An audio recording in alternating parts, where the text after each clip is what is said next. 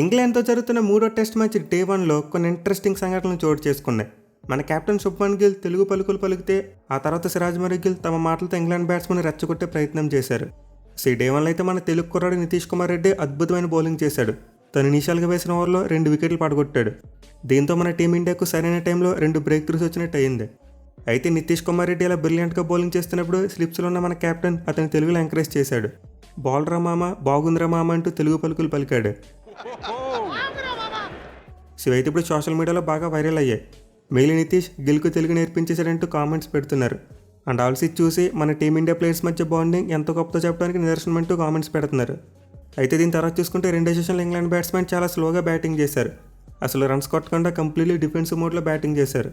దీంతో టైంలో మన టీమిండియా ప్లేయర్స్ ఇంగ్లాండ్ బ్యాట్స్మెన్ రెచ్చగొట్టే ప్రయత్నం చేశారు. ముందు మన కెప్టెన్ శుభ్మన్ గిల్ రూట్ మరియు పోప్కి వినబడేలా no more entertaining cricket, welcome to boring test cricket అంటూ కామెంట్స్ చేశాడు. అండ్ దెన్ సిరాజ్ చూసుకుంటే తన బౌలింగ్ ఫాలోఅప్లో రూట్ని రెచ్చగొట్టే ప్రయత్నం చేశాడు. Root where is the Bazball అంటూ 2 సార్లు అడిగాడు. అండ్ తర్వాత చూసుకుంటే Bazball, play Bazball, I want to see అంటూ కామెంట్ చేశాడు. ఈ విధంగా మన టీమిండియా ప్లేయర్స్ అయితే ఇంగ్లాండ్ బ్యాట్స్మెన్ బ్యాచ్ బాల్ ఆడేందుకు రెచ్చగొట్టారు. బట్ ఇంగ్లాండ్ బ్యాట్స్మెన్ మాత్రం తమ కాన్సన్ట్రేషన్ కోల్పోలేదు. డే అండ్ డే వరకు కూడా చాలా స్లోగానే బ్యాటింగ్ చేశారు. డే 1లో మొత్తం మీద ఆటపరంగా పెద్దగా ఎంటర్టైన్మెంట్ లేకపోయినప్పటికీ స్టంప్ మాత్రం చాలా ఎంటర్టైన్మెంట్ రికార్డ్ అయింది. అండ్ ఈ స్టంప్ వీడియోస్ అని కూడా నేను మన ట్విట్టర్ అకౌంట్లో పోస్ట్ చేస్తాను, ఒకసారి చెక్ చేయండి. డే 1లో మన టీమిండియా వికెట్ కీపర్ రిషబ్ పంత్కు చిన్న ఇంజరీ అయ్యింది. అతను కీపింగ్ చేస్తున్నప్పుడు ఫింగర్కు బాల్ బలంగా తగిలింది. దీంతో 34 ఓవర్లు అతను అయితే ఫీల్డ్ వదిలి డ్రెస్సింగ్ రూమ్కి వెళ్ళిపోయాడు. అండ్ దెన్ ధ్రువ్ సబ్ కీపర్కి వచ్చి డే అండ్ డే వరకు కీపింగ్ చేశాడు. ఇంజరీ విషయంలో అయితే టీమిండియా ఫ్యాన్స్ చాలా వరకు ఆందోళన పడ్డారు.